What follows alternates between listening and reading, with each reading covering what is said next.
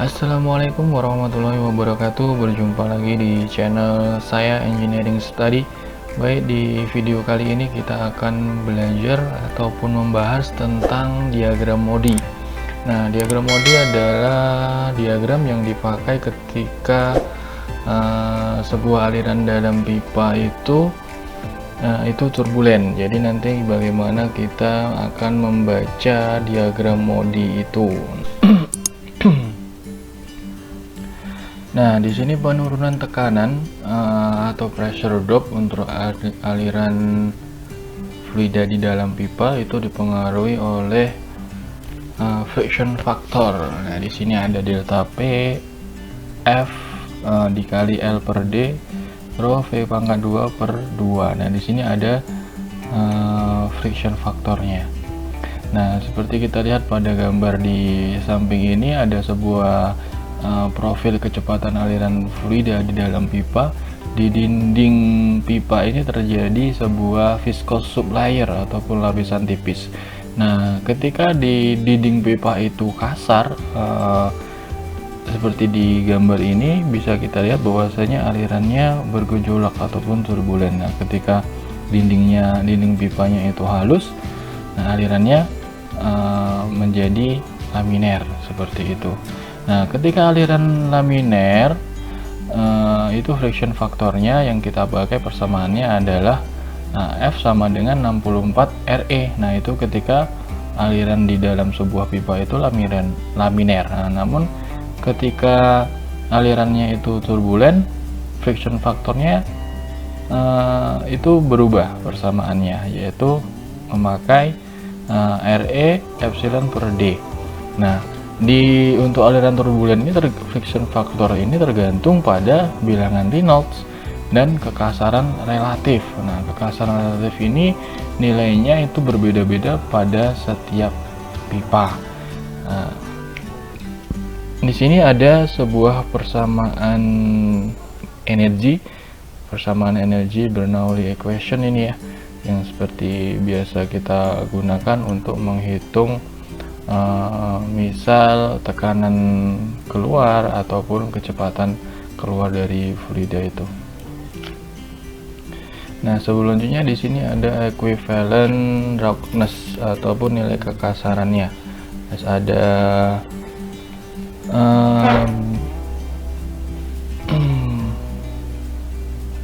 di sini ada drawn tubing atau pipa saluran, ada 0,0015 mm. Nah, ada juga wood staff, ada kayu yang diamplas. Nah, di sini ada 0,18 sampai 0,9 mm. Dari sini nilai-nilai kekasarannya. Ini untuk mencari faktor geseknya atau friction faktornya. Nah, perlu diketahui bahwasannya nilai kekasaran ini tidak bisa dipakai ketika sebuah pipa itu sudah tidak baru, artinya di dalamnya sudah korosi, berkarat, ataupun terjadi perubahan diameter pipa. Nah, di sini ada diagram Modi. Nah, diagram Modi itu seperti ini. Di sini ada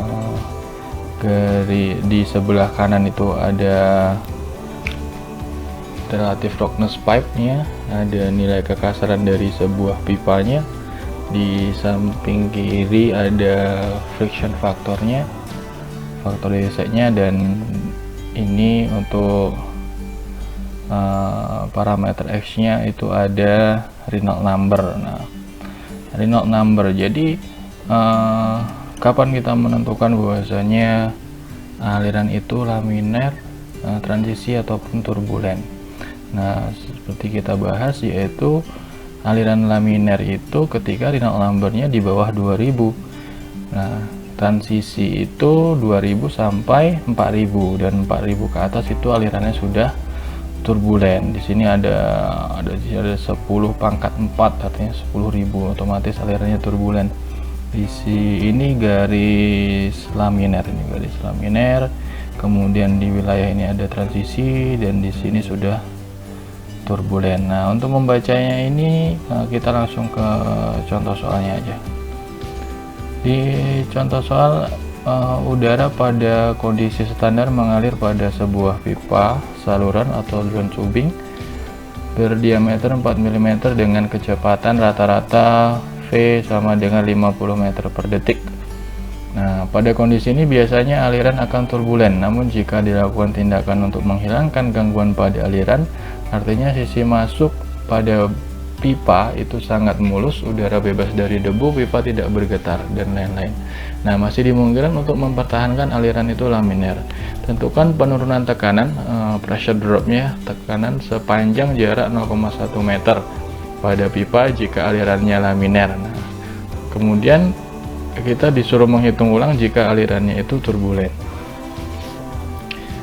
Nah, pada kondisi ini temperatur dan tekanan standar, kerapatan dan viskositas udara itu ada rho-nya 1,23 kg per meter pangkat 2 dan mu-nya 1,74 kali 10 pangkat 5 Newton sekon per meter pangkat 2. Nah, kita mencari bilangan Reynolds number-nya dulu. Reynolds number-nya persamaannya, karena ini aliran sebuah dalam pipa, makanya Reynolds number-nya ada parameter diameternya ya, rho Vd per mu.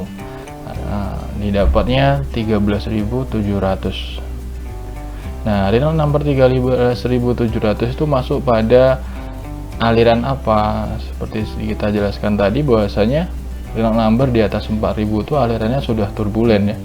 Jadi ini 13.700 otomatis alirannya itu menunjukkan aliran turbulen. Namun kita disuruh menghitung ketika alirannya itu laminar. Nah, ketika aliran laminar itu pressure dropnya berapa? Nah, jadi kalau ketika aliran laminar kita memakai persamaan friction faktornya 64 RE yang tadi itu. Nah, didapat friction faktornya 0,00467. Nah, sehingga penurunan tekanan pada jarak L-nya itu 1 meter itu didapat pressure dropnya delta P-nya itu sekitar 0,174 kilopascal. Nah, selanjutnya kita mengulangi perhitungan itu ketika disuruh aliran itu turbulen. Tadi kan Reynolds number-nya memang hasilnya turbulen ya.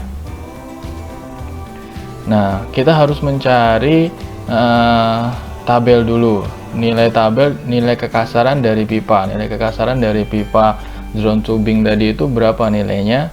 Nah, itu kita lihat dari tabel tadi.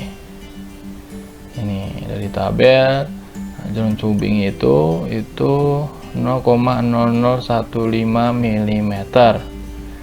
Nah, baru kita setelah itu 0,015 mm itu kita bagi dengan diameter untuk mendapatkan nilai relativitas pipe roughness-nya. Nah, nilai kekasaran relatif pada sebuah pipanya. Ya, jadi didapatlah angkanya, nilainya itu 0,000375. Nah, kemudian kita mencari friction faktornya melalui diagram Mode-nya. Bagaimana kita menarik garisnya diagram Mode ini? Ini kemudian, nah, kita masukkan di sini yang nilai kekasaran pipa relatifnya 0,00037 di bawah 0,004. Kemudian Reynolds number-nya berapa? Reynolds number-nya itu 13.700. Nah, di sini ya, sekitar sini ya. Sekitar sini. Ini kita tarik sini terus sini sampai sini, ngikutin garisnya melengkung itu ya. Kemudian ini Reynolds number-nya kita tarik dari sini. Nah, setelah ketemu garis ini baru kita tarik ke sebelah kiri untuk mendapatkan friction faktornya, faktor geseknya berapa.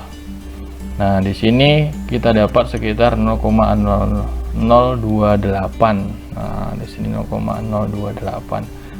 Sehingga bisa kita hitung bahwasanya bisa cari bahwasanya pressure dropnya itu ketika aliran laminar itu aliran turbulen itu berapa?